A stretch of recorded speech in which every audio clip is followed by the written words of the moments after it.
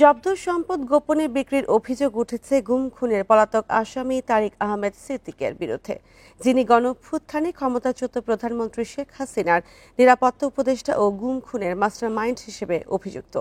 ক্রয় নথির চেয়ে গাজীপুরে তার পরিবারের দখলে থাকা জমি বহুগুণ বেশি। দাম নিয়েও আছে প্রতারণার অভিযোগ।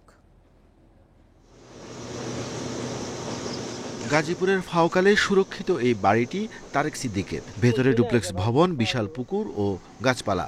বাংলাদেশ সমরাস্ত্র কারখানা ও টাকশালের পাশেই তার সম্পদ অন্তত 22 বিঘা, জানান স্থানীয়রা। কিন্তু নথিতে জমি মাত্র 5 বিঘা। তারা আসতো রাত্রে, রোডের সাইডে আপনার 12 লাখ 14 লাখ টাকা দিয়ে এটা, আর ওই যে সামনে একটা ছবি, 2টা সহ 22 বিঘা। গাজীপুর সদরের বাঙ্গালগাছায় তারেক সিদ্দিকের ভাই রফিক সিদ্দিকের নামে আরেকটি বাগান বাড়ি। বিশাল এই বাড়িটি নথিতে 78 শতক হলেও দখলে 10 গুণেরও বেশি। প্রিন্সিপাল আবুল কাসেমের ছেলে বউর থেকে কিনা লেছে দল টল করে। গাজীপুরের কানাইয়া ভূমি অফিসের তথ্য মতে টিউলিপ টেরিটরির 2 একর 63 শতক জমির মালিক তার আরেক ভাই রফিক আহমেদ সিদ্দিক, যা শেখ রেহানার বাড়ি নামেই পরিচিত। মেয়ের নামে কোনো জমি জাতি নাই, এটা সব ডক্টর শফিক আহমেদ সিদ্দিকের নামে।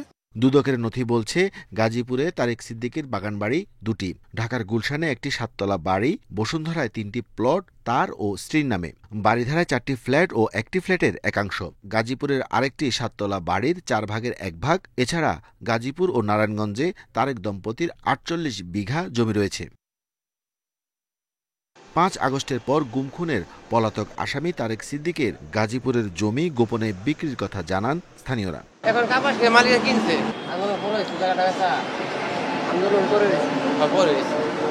টিআইবি বলছে কোনো সরকারি চাকরিজীবীর এত সম্পদ সন্দেহজনক। জব্দ সম্পদ বিক্রির তথ্য দ্রুত খতিয়ে দেখা দরকার। কর্তৃত্ববাদের বিকাশের কেন্দ্রবিন্দুতে যে সমস্ত শক্তিগুলো কাজ করেছিল, তার মধ্যে অন্যতম একটি শক্তি ছিল এই ব্যক্তি। যে সম্পত্তিগুলো চিহ্নিত হয়েছে সংশ্লিষ্ট ব্যক্তির, সেগুলো যেন অনতিবিলম্বে আদালতের নির্দেশের মাধ্যমে জব্দ করা হয়, যাতে করে এগুলো লেনদেন বন্ধ করা যায়। শেখ হাসিনার ছোট বোন শেখ রেহানার দেবর তারেক সিদ্দিক, জাতীয় সংঘের তদন্ত প্রতিবেদনে যাকে উল্লেখ করা হয়েছে গুম খুনের অন্যতম মাস্টারমাইন্ড হিসেবে। Arafatur Rahman, Independent news, Dhaka.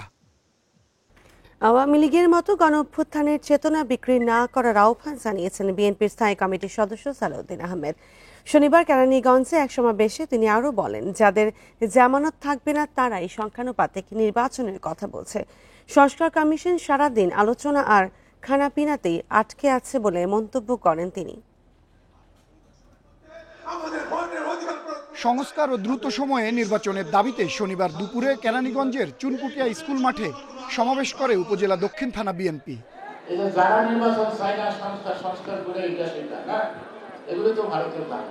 সমাবেশে দলটির স্থায়ী কমিটির সদস্য গয়েশ্বর চন্দ্র রায় ক্ষোভ জানিয়ে বলেন, যারা নির্বাচন চায় না তারাই সংস্কারের কথা বলে সময় ক্ষেপণ করছে। সংস্কারের নামে কোনো কুসংস্কারের মধ্য দিয়ে জনগণের অধিকার যদি ভুলণ্ঠিত হয়, জনগণ যদি প্রতারিত হয়, সেক্ষেত্রে বিএনপির কোনো নেতা কর্মী ঘরে বসে থাকবে না। বিএনপির স্থায়ী কমিটির আরেক সদস্য সালাউদ্দিন আহমেদ বলেন, সংস্কার ও বিচারের বাহানা দিয়ে ক্ষমতা দীর্ঘস্থায়ী করার চেষ্টা করা হচ্ছে। আওয়ামী লীগের মতো গণঅভ্যুত্থানের চেতনা বিক্রি না করার আহ্বান জানান তিনি। মুক্তিযুদ্ধের চেতনা বিক্রি করতে করতে করতে আওয়ামী লীগ শেষ পর্যন্ত মুক্তিযুদ্ধের মতো করেই তাদেরকে বাংলার মানুষ বাহির করে দিয়েছে। এই চেতনা বিক্রি করবেন না। যদি সংস্কারের আলোচনা চলতে থাকে, কবে সংস্কার একত্রিত করে সনদ সই হবে সেটা আমরা এখনো দেখতে পাচ্ছি না। সমাবেশে একটি গণতান্ত্রিক রাষ্ট্র গঠনের সংক্ষিপ্ত সংস্কার করে দ্রুত নির্বাচন দেওয়ার দাবি জানান কর্মী ও সমর্থকেরা। আনোয়ার সাদাত নূর, ইন্ডিপেন্ডেন্ট নিউজ, ঢাকা। এদেশে চাঁদাবাজি আর সন্ত্রাসের রাজনীতি চলবে না বলে হুঁশিয়ারি দিয়েছেন এনসিপির আহ্বায়ক নাহিদ ইসলাম। কেউ স্বৈরাচারের মতো আচরণ করলে তার পরিণতি আওয়ামী লীগের মতো হবে বলে মন্তব্য করেন তিনি। শনিবার বগুড়ায় পথসভায় এসব কথা বলেন নাহিদ। বগুড়া ছাড়াও জয়পুরহাট ও নওগাঁতে পথযাত্রা করেছে এনসিপি। জুলাই গণ অভ্যুত্থানের বর্ষপূর্তি উপলক্ষে উত্তরাঞ্চলে পদযাত্রা করছে এনসিপি।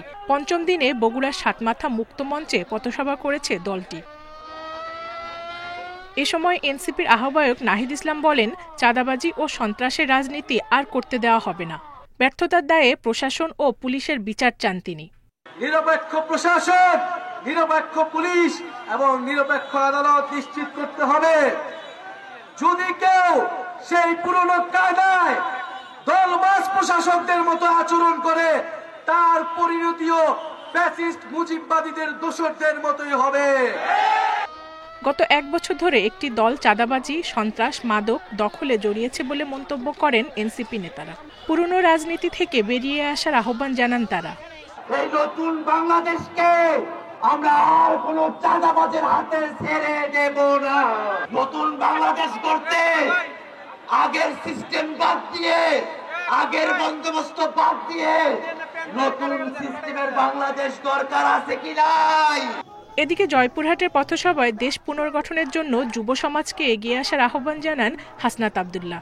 যেই বাংলাদেশের ছেলে মেয়েদের বিদেশে যাওয়ার কোনো স্বপ্ন হবে না, যেই বাংলাদেশের স্বপ্ন হবে দেশে থেকে এই বাংলাদেশকে পুনর্গঠন করা। আমরা এমন একটা বাংলাদেশ চাই যেই বাংলাদেশে আর পরিবারতন্ত্র চলবে না। সারা দেশে 30 জুলাই পর্যন্ত জুলাই পদযাত্রা করবে এনসিপি। প্রতিটি জেলায় জুলাই শহীদ পরিবারের সাথে দেখাও করছেন নেতারা। আমরা বুকে গুলি নিয়ে। Independent news. জুলাই অভ্যুত্থানে পুলিশের গুলিতে মারা যান পোশাক শ্রমিক সুমন ইসলাম। পঞ্চগড়ের সুমন চাকরি করতেন আশুলিয়ার একটি গার্মেন্টসে। 5 আগস্ট শহীদ হন তিনি। পরিবারের কাছে সুমন এখন কেবলই স্মৃতি। একমাত্র উপার্জনকারীকে হারিয়ে দিশেহারা স্বজনেরা। হত্যার ঘটনায় জড়িত সবাইকে আইনের আওতায় আনার দাবি তাদের।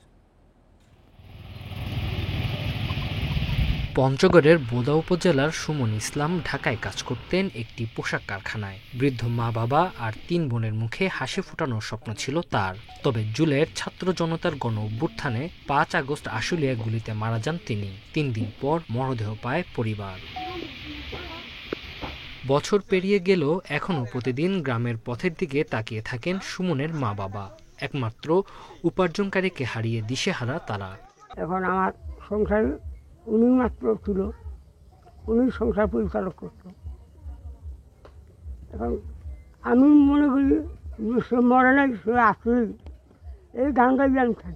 তার রূপ চেহারা আমি লক্ষ্য করলি, তার রূপ চেহারা দেখলে আমার কলিজা ফাটা যায়। আর কি কম বাবা।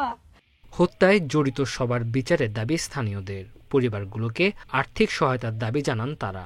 একটা ছেলে ছিল, সেই মারা গেছে। এখন তার বাবা মাকে দেখার মতন এবং কি আমরা এলাকাবাসী ছাড়া এবং আর কেউ নাই। যখনই আমরা শহীদ সুমনের বাসায় যাই, তার পরিবারের খোঁজ করতে যাই, যখন তার সন্তানরা তার পিতার মুখের দিকে তাকায়, সত্যি নিজেকে বড় অপরাধী লাগে। অভ্যুত্থানে হতাহতদের সরকারের পক্ষ থেকে সহায়তা দেওয়ার কথা জানিয়েছে জেলা প্রশাসক। এছাড়া জুলাই শহীদ স্মৃতি ফাউন্ডেশন, জেলা প্রশাসন সহ বিভিন্ন সংগঠনের পক্ষ থেকেও সহায়তা করা হচ্ছে বলেও জানান তিনি। সুমনের পরিবার সহ বাকি সকল শহীদ পরিবারকে আমরা জেলা প্রশাসনের পক্ষ থেকে একাধিকবার আর্থিক প্রণোদনা প্রদান করেছি। এছাড়া মুক্তিযুদ্ধ বিষয়ক মন্ত্রণালয় থেকে এবং জুলাই শহীদ স্মৃতি ফাউন্ডেশন থেকে এই পরিবারগুলোকে আর্থিক প্রণোদনা প্রদান করা হয়েছে। জুলাই আগস্টের গণ অভ্যুত্থানে পঞ্চগড়ে মারা যান 5 জন। ঢাকা ও আশেপাশের এলাকায় নিহত হন তারা। স্বজনদের দাবি, তাদের আত্মদান যেন বৃথা না যায়। Independent news. বিশেষ রাজনৈতিক দলের চিকিৎসকদের কারণে আহত জুলাই যোদ্ধারা চিকিৎসা পাচ্ছেন না বলে মন্তব্য করেছেন বৈষম্য বিরোধী ছাত্র আন্দোলনের সভাপতি রিফাত রশিদ। শনিবার দুপুরে জাতীয় অর্থোপেডিক হাসপাতালে জুলাই যোদ্ধাদের চিকিৎসা পর্যবেক্ষণে এসে এই মন্তব্য করেন তিনি। এ সময় বিদেশে চিকিৎসার দাবিতে বিক্ষোভ করেন জুলাই যোদ্ধারা। জুলাই অভ্যুত্থানের বছর গড়ালেও এখনো হাসপাতালে কাতরাচ্ছেন আহত অনেক জুলাই যোদ্ধা। কে কবে নাগাদ সুস্থ হবেন তা নিয়ে নিশ্চিত নন খোদ চিকিৎসকেরাও। আহতদের দাবি, এতদিন চিকিৎসা নিয়েও যেহেতু সুস্থ হননি, তাই উন্নত চিকিৎসার জন্য সবাইকে যেন বিদেশে নেওয়া হয়। আমার 6 ইঞ্চি হান নাই, আমার কুম্বালা আমি কর্মস্থলে ফিরে যাব, মানে আমার পোলামান তো না খায় রয়েছে। কে দেখবি? ডাক্তাররা কি বলছে? ডাক্তাররা বলছে যে সময় লাগবে দীর্ঘদিন। আমার একটা ফ্যামিলি আছে, আমার ছোটটা বাচ্চা 3 বছরে। আমি উপার্জন করতাম, এখন আমি 11 মাস যাবত আমার এই অবস্থা। আমার দুটা ফ্যামিলি ধ্বংস। আমাদের উন্নত ট্রিটমেন্ট অতি শীঘ্রই দিতে হইব। ঠিক আছে, আমরা মাত্র হাসপাতালে 11 জন ভর্তি আছি। আমাদের চক্ষু বিজ্ঞান ইনস্টিটিউটে আমরা একটা আহত বাইরে ট্রিটমেন্ট দিতেছে না। শনিবার দুপুরে আহতদের চিকিৎসা পর্যবেক্ষণে আসেন বৈষম্য বিরোধী ছাত্র আন্দোলনের নেতাকর্মীরা। এ সময় সুচিকিৎসার দাবিতে বিক্ষোভ করেন জুলাই যোদ্ধারা। ওয়ার্ডে নিয়োজিত চিকিৎসক ও নিরাপত্তারক্ষীদের সঙ্গে হয় বাকবিতণ্ডা। বৈষম্য বিরোধী ছাত্র আন্দোলনের সভাপতি বলেন, সরকারের উচিত মেগা প্রকল্পের দিকে মনোযোগ না দিয়ে আগে জুলাই আহতদের চিকিৎসায় নজর দেয়া। আজকের যেই বাস্তবতা, এটা কিন্তু একদিনের না। আমরা দীর্ঘদিন যাবত দেখতে পেয়েছি আহতরা আন্দোলন করছে, আহতরা সংগ্রাম করছে কিসের জন্য? ট্রিটমেন্টের জন্য, একটা প্রপার ট্রিটমেন্ট। তাদের ট্রিটমেন্ট দেওয়া হচ্ছে না, এর কারণ কোনো একটা রাজনৈতিক দলের যে চিকিৎসকদের গ্রুপ, সেই গ্রুপদের সিন্ডিকেটকে তারা আটকে দিয়েছে, বন্ধ করে দিয়েছে। তারপর থেকে তাদেরকে নাকি এই ধরনের অ্যাটাক করা হয়েছে। চিকিৎসার পাশাপাশি হাসপাতালের খাবারের মান ও পরিবেশ নিয়েও অভিযোগ করেন জুলাই যোদ্ধারা। সর্বশেষ 4 দিন গিয়ে তালা মেরে রাখলাম, 5 দিন না খেয়ে রইলাম। Tanvir Ahmed, independent news, Dhaka. Cyber সুরক্ষা অধ্যাদেশে জনগণের প্রত্যাশা পূরণ হয়নি। এ নিয়ে ঐকমত্য কমিশনে আলোচনা করা উচিত বলে মনে করেন বিএনপির স্থায়ী কমিটির সদস্য নজরুল ইসলাম খান। শনিবার ডিআরইউতে নাগরিক ঐক্যের আয়োজনে সাইবার সুরক্ষা অধ্যাদেশ বিষয়ক সেমিনারে এসব কথা বলেন তিনি। বলেন, সাইবার সুরক্ষায় যারা নিয়োজিত থাকবেন তাদেরকেও জবাবদিহির আওতায় আনার বিধান রাখতে হবে। এ সময় নাগরিক ঐক্যের সভাপতি মাহমুদুর রহমান মান্না বলেন, মব বন্ধ করতে না পারলে সুষ্ঠু নির্বাচন সম্ভব হবে না। বাড়ি ভাঙা সংস্কৃতি চলতে থাকলে দেশে গণতন্ত্র কিভাবে ফিরবে সে প্রশ্নও রাখেন তিনি। বলেন, মব সন্ত্রাসে পুরো দেশ তোলপাড়, এটাকে কেউ কেউ প্রশ্রয় দিচ্ছে বলেও অভিযোগ করেন মাহমুদুর রহমান মান্না। এছাড়া বিনা পরোয়ানায় গ্রেপ্তারের বিতর্কিত ধারা অধ্যাদেশ থেকে বাদ দেওয়ার দাবি করেন বক্তারা।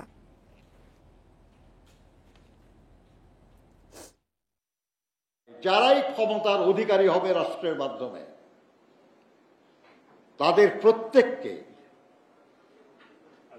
দায়বদ্ধ এবং জবাবদিহিতার আওতায় আনা। তারা যদি তাদের দায়িত্ব পালনে অবহেলা করে কিংবা অপরাধমূলক কোনো কাজে যুক্ত হয়, তাহলে তাদের জন্য শাস্তি হয়, সেই বিধানও যেন প্রত্যেক আইনে থাকে। ট্রাইব্যুনালে জুলাই হত্যাকাণ্ডের বিচারে দণ্ডিতরা নির্বাচনে অংশ নিতে পারবে না বলে জানিয়েছেন অ্যাটর্নি জেনারেল মোহাম্মদ আসাদুজ্জামান। শনিবার দুপুরে রাজধানীর বিএফডিসিতে এক ছায়া সংসদে কথা জানান তিনি। বলেন, মবের ঘটনা বিচার বিভাগের প্রতি অনাস্থা নয়, বরং 17 বছরের নানা অবিচারের বিরুদ্ধে ক্রোধ। মব সন্ত্রাস বন্ধ না হলে জুলাইয়ের সব অর্জন ম্লান হওয়ার শঙ্কার কথাও জানান অ্যাটর্নি জেনারেল।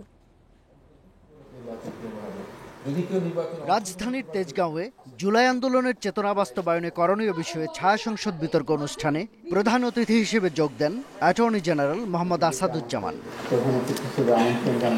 পরে নিজের বক্তব্যে তিনি বলেন, জুলাই আন্দোলনের মূল চেতনা সুশাসন। সরকারকে যে কোনোভাবেই আইনের শাসন ও ন্যায় বিচার নিশ্চিত করতে হবে। এক প্রশ্নের জবাবে আন্তর্জাতিক অপরাধ ট্রাইব্যুনালের দণ্ডিতরা নির্বাচনে অংশ নিতে পারবে কিনা সে বিষয়টি স্পষ্ট করেন তিনি। আওয়ামী লীগের বিরুদ্ধে দেয়া নিষেধাজ্ঞা স্থায়ী বলেও মনে করেন তিনি। অপরাধ ট্রাইব্যুনালের দণ্ডিতরা আগামী নির্বাচনে অংশগ্রহণ করতে পারবে কিনা, উত্তর, পারবে না। মব সন্ত্রাসের বিষয়ে নিজের অবস্থান তুলে ধরেন রাষ্ট্রের সর্বোচ্চ আইন কর্মকর্তা। বলেন, এ ধরনের কর্মকাণ্ড জুলাই চেতনার বিরোধী। মব সন্ত্রাস যেটা হচ্ছে সেটা হলো এক ধরনের ক্রোধ। 17 বছরে মানুষের মধ্যে পুষে রাখা ক্রোধ, এই ক্রোধ নিয়ন্ত্রণ করতে হবে। এই ক্রোধ জুলাই বিপ্লবের সাথে যায় না, আমরা এটা কখনোই কামনা করি না। এটা আমাদের সমস্ত অর্জনকে ম্লান করতে পারে, ভুলুণ্ঠিত করতে পারে। নতুন সংবিধান প্রণয়ন প্রশ্নেও নিজের মতামত জানান মোহাম্মদ আসাদুজ্জামান। অগ্রহণযোগ্য সংশোধনীগুলো পরিবর্তনের পক্ষে তিনি। সংবিধান নতুন করে লিখতে কোনো আপত্তি নাই, সংবিধান নিশ্চয়ই নতুন করে লেখা যেতে পারে। অ্যাট দি সেম টাইম আমাদের যে সংবিধান আছে, এই সংবিধান 1971 সালের মহান মুক্তিযুদ্ধের মধ্য দিয়ে বাংলাদেশের অগণিত অসংখ্য শহীদের রক্তের বিনিময়ে অর্জিত এই সংবিধান, 72-এর সংবিধান, এখনও আমি বিশ্বাস করি one of the best constitutions of the world. High court বিকেন্দ্রীকরণ নিয়ে জাতীয় ঐকমত্য কমিশনের সুপারিশ পরবর্তীতে বিবেচনা করা যেতে পারে বলে মন্তব্য করেন অ্যাটর্নি জেনারেল। শাহাদাত স্বপন, ইন্ডিপেন্ডেন্ট নিউজ, ঢাকা। পটিয়া ও পাটগ্রামে থানায় হামলার ঘটনায় সরকারের ভূমিকা নিয়ে প্রশ্ন তুলেছেন বিশিষ্টজনেরা। পুলিশকে রাজনৈতিক প্রভাব মুক্ত করার তাগিদ দিয়েছেন তারা। এছাড়া পুলিশ বাহিনীতে 2 ধরনের নিয়োগ প্রক্রিয়া বাতিলের সুপারিশ করেছেন আলোচকেরা। শনিবার সকালে প্রেস ক্লাবে পুলিশ সংস্কার নিয়ে গোলটেবিলে বৈঠকে এসব বিষয় উঠে আসে। জুলাই অভ্যুত্থানে পুলিশের ভূমিকা নিয়ে ব্যাপক সমালোচনা হয়। পুলিশ সংস্কার কমিশন গঠন করে অন্তর্বর্তী সরকার। গত ডিসেম্বরে প্রতিবেদনও জমা দিয়েছে কমিটি, কিন্তু পুলিশ বাহিনীতে এখনও কোনো সংস্কার হয়নি। গোলটেবিল বৈঠকে এসবের পাশাপাশি আইন শৃঙ্খলা পরিস্থিতি নিয়ে সমালোচনা করেন আলোচকেরা। বলেন, তাদের মতে মব সন্ত্রাস বন্ধ করতে ব্যর্থ হয়েছে সরকার। লোকজন নিয়ে পুলিশকে পিটিয়ে ছিনিয়ে নিয়ে যাবেন, তাহলে there is no স্টেট কোথায়? তাহলে এই ব্যর্থতা তো পুলিশের এবং সরকারের। আপনি ঠিক আছে, আপনি রাজনৈতিক দলকে যত ইচ্ছা আপনি তাকে দায়ী করতে পারেন, তার বিরুদ্ধে কথা বলতে পারেন, কিন্তু the government has to take the responsibility. আলোচনায় অংশ নেন সাবেক পুলিশ কর্মকর্তা, শিক্ষক, রাজনীতিবিদ ও সাবেক আমলারা। পুলিশের জন্য আলাদা কমিশন গঠনের তাগিদ দেন তারা। বলেন, এদের কাজ হবে সদস্যদের কর্মঘণ্টা, পদোন্নতি, জবাবদিহি সহ অন্যান্য সুবিধা নিশ্চিত করা। পুলিশের জন্য আসলে একটা সেপারেট ল প্রয়োজন, তাদের প্রমোশন, ট্রান্সফার, লিভ এবং ওয়ার্কিং আওয়ার্স। অন্তর্বর্তী সরকার আছে একটা অপূর্ব সুযোগ। এখনই তো হচ্ছে পুলিশ কমিশন, সংস্কার কমিশন যে প্রস্তাবগুলো দিয়েছে, যেই ব্যারিয়ারগুলো আছে এগুলো পার হয়ে যাওয়া, দলীয় সরকার যেন একটা দায়বদ্ধতায় পড়ে। বৈঠকে পুলিশের 2 ধরনের নিয়োগ প্রক্রিয়া বাতিলের কথা বলেন বক্তারা। পাশাপাশি পুলিশের হাতে ভারী অস্ত্র না রাখার আহ্বান জানান। পুলিশের তো বুলেটের ইউজ করার কথা, তো why police should have equipments, যেটা আমরা যুদ্ধের ক্ষেত্রে শত্রুকে 1 বুলেট 1 ম্যান চিন্তা করি, সেই ইকুইপমেন্ট কেন পুলিশের কাছে থাকবে?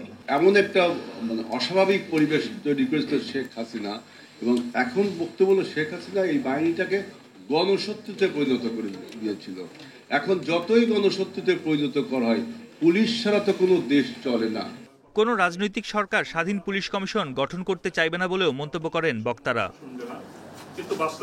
বন ইবনে কামাল, ইন্ডিপেন্ডেন্ট নিউজ, ঢাকা। বরিশালের বাকেরগঞ্জে বিএনপি সদস্য ফরম বিতরণ অনুষ্ঠানে ভাঙচুরের অভিযোগ উঠেছে উপজেলা বিএনপির আহ্বায়কের বিরুদ্ধে। শনিবার বিকেলে উপজেলার কবাই ইউনিয়নের পেয়ারপুরে এ ঘটনা ঘটে। বিএনপি নেতাদের অভিযোগ, বিকেলে বিএনপি সদস্য ফরম বিতরণ অনুষ্ঠানের আয়োজন করা হয়, তবে এর আগে অনুষ্ঠানে উপজেলা বিএনপির আহ্বায়ক আবুল হোসেন খানের অনুসারীরা হামলা চালায়। ভাঙচুর করা হয় মঞ্চ, চেয়ার ও দলে নেতাকর্মীদের ছবি। এতে নির্ধারিত সদস্য ও সংগ্রহ ও সদস্য নবায়ন কর্মসূচি পণ্ড হয়ে যায়। অনুষ্ঠান না হওয়ায় ক্ষোভ প্রকাশ করেন দলের নেতাকর্মীরা।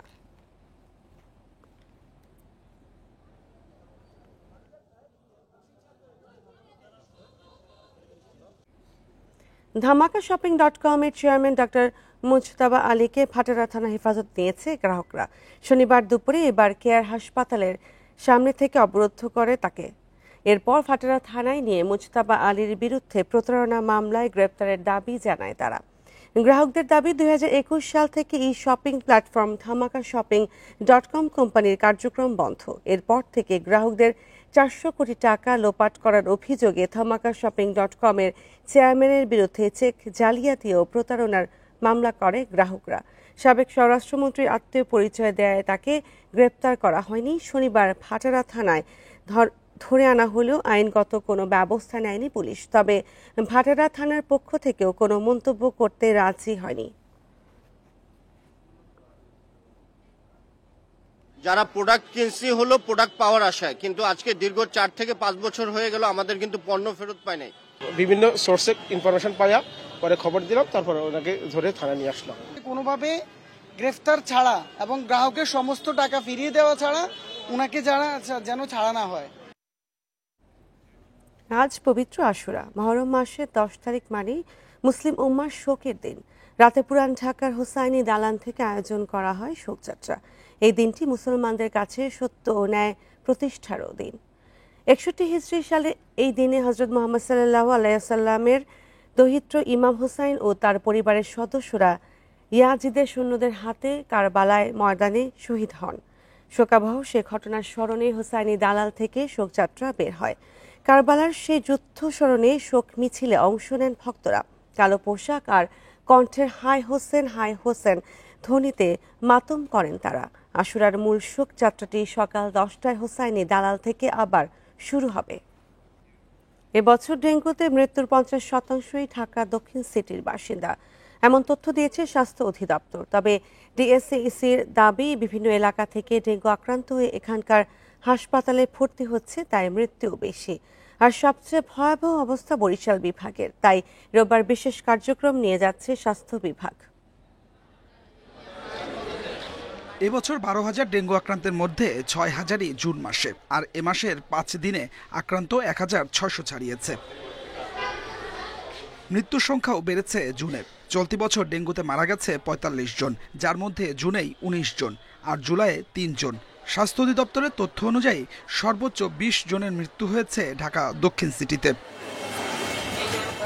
এ পরিস্থিতিতে এডিস মশা নিধনে অভিযান শুরু করেছে ঢাকা দক্ষিণ সিটি কর্পোরেশন। পুরান ঢাকার 6টি ওয়ার্ডে মশার প্রজনন স্থল ধ্বংস করা হয়েছে।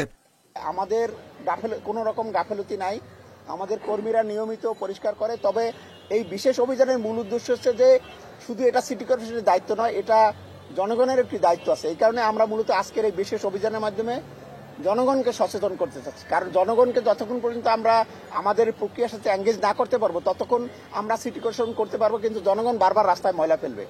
এদিকে এবছর ডেঙ্গুর ভয়াবহ রূপ নিয়েছে বরিশাল বিভাগে। মোট আক্রান্তের অর্ধেকই এ বিভাগে। বিশেষ কার্যক্রম নিয়ে রোববার যাচ্ছে স্থানীয় সরকার বিভাগের প্রতিনিধি দল।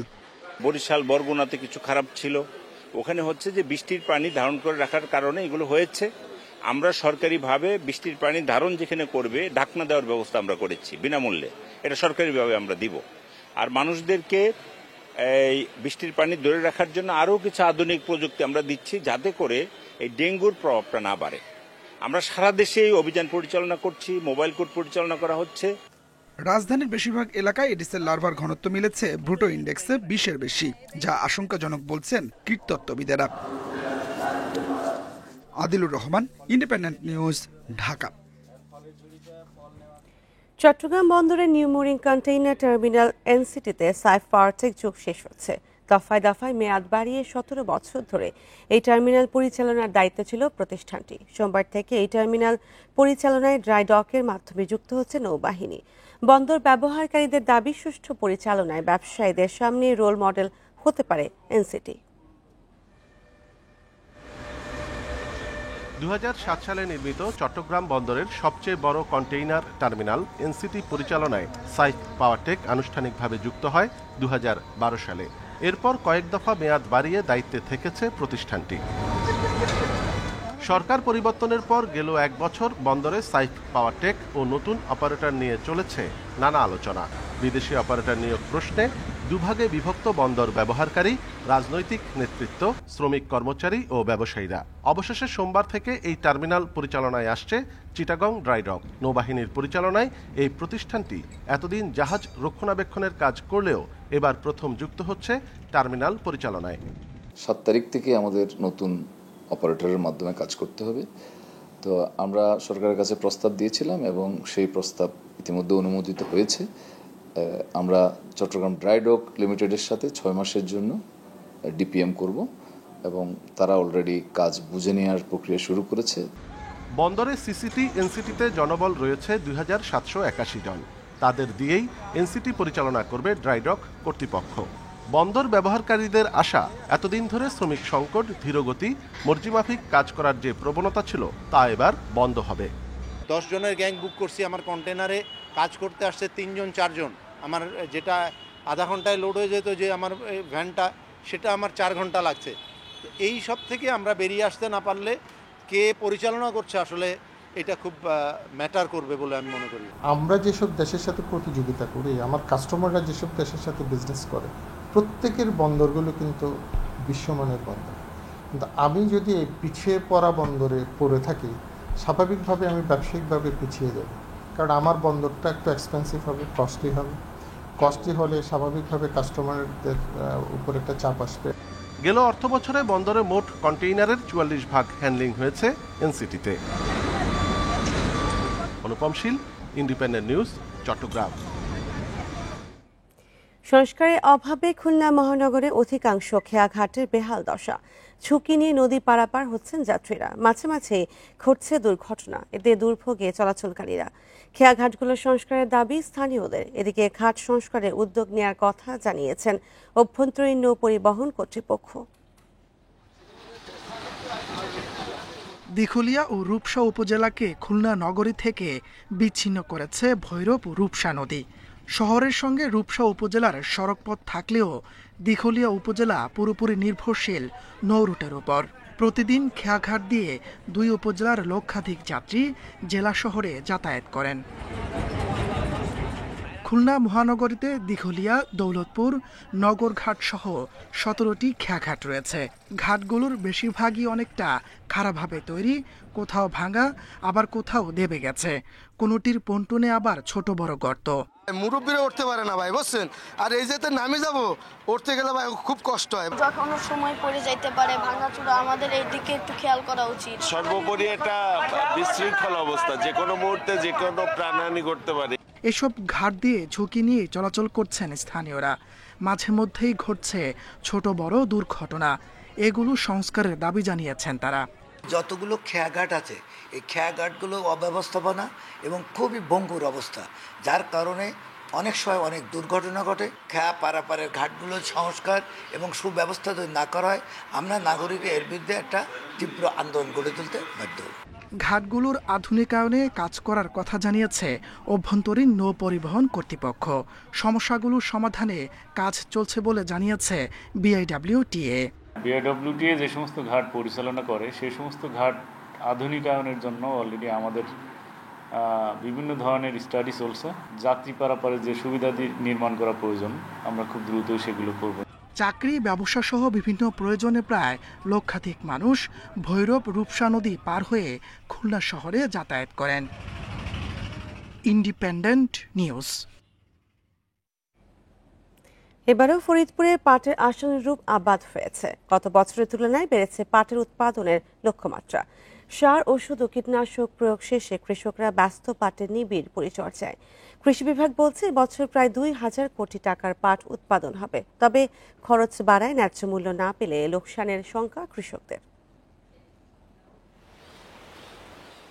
ফরিদপুরের প্রতিটি মাঠেই এখন দোল খাচ্ছে সোনালী আঁশের সবুজ পাট গাছ। আঁশের মান ভালো রাখতে চলছে আগাছা পরিষ্কার ও ঘন পাট পাতলাকরণ। এই অঞ্চলের মাটি পাট চাষের উপযোগী হওয়ায় প্রায় প্রতিটি জমিতেই পাট চাষ করছেন চাষিরা।